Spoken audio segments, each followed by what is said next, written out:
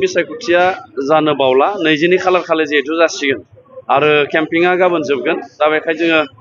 जोंनि केम्पिंनि एबा बिसायख'थि फोसावदिंनायनि जोबथा गेदेरथार हाबाफारि बायदि जोङो जोंनि समस्तियाव 7,000 सुबुंखौ लानानै जोङो बाइक कार आरो DI बेफोरखौ लानानै जों मोनसे रेलि खालामदों जोंनि समस्तियाव जोङो गिदिंजोबगोन आरो दिनै बे रेलियाव 10,000निबो बांसिन सुबुङा बाहागो लादों जोबोद गोजोननाय मोनदों आरो दिनै 32 नं भेरगाव समस्तिनि जि फिथाइ बिसायख'थिनि फिथाइ बियो रोखा जाबाय बेवहाय जेसेबां गोजौ थाखोनि दैदेनगिरि गिदिर नेता अपोजिशननि एबा बिरोधि हान्जानि हेंथा हान्जानि बिथांमोना फैब्लाबो 32 नं भेरगाव समस्तिनि गासिबो रायजो राजाफ्रा दिनै फिन खनसेबाव प्रमद बर' बिथांखौ बिटिआरनि चिफ आरो इउपिपिएलनि सरकार लाबोनो थाखाय थिरांथा लाखाबाय जों नुदों जे माने गोबां बिजेपिनि गोबां मन्थ्रिफोरा दिनै माने सिं थांनानै माने बे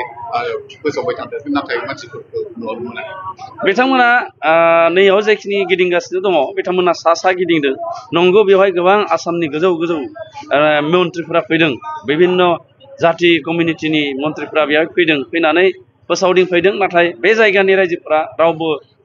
दोरोदाखै बे जायगानि रायजोफोरा इउपिपिएलजोंनो दङ बे जायगानि गासिबो हारि हारिसाफोरा प्रमद बर'जोंनो दङ दा बेखायनो सेन्ट्रेलनि स्टेटनि जेसेबांखिनि मन्थ्रि MP नेता राजनितिनि दैदेनगिरि फैदोंब्लाबो बे जायगाखौ जेबो सिमावनो हायाखै बेनि गेजेरजों जोङो रोखायै फोरमायना होनाय जाहैबाय जे 32 नं भेरगाव समस्तियाव इउपिपिएलनि देरहानाया 100% रोखा जाबाय आरो बे समस्तिनिफ्राय आङो 35,000निबो बांसिन भट लानानै नैबे बिसायख'थियाव देरहाबाय आरो बेखौनो दिनै फोरमायना होबाय आरो खावलायगोन जाय रायजो राजा बिथांमोना बा गुबुन दोलोआव थानाय माखासे मावथि बिथांमोना दिनैबो गोनो गोथो जानानै दङ दा बिथांमोना थांखि लादो फैबाय थानाय समाव जों खौसे खामानि मावलांनांगोन दा बेखायनो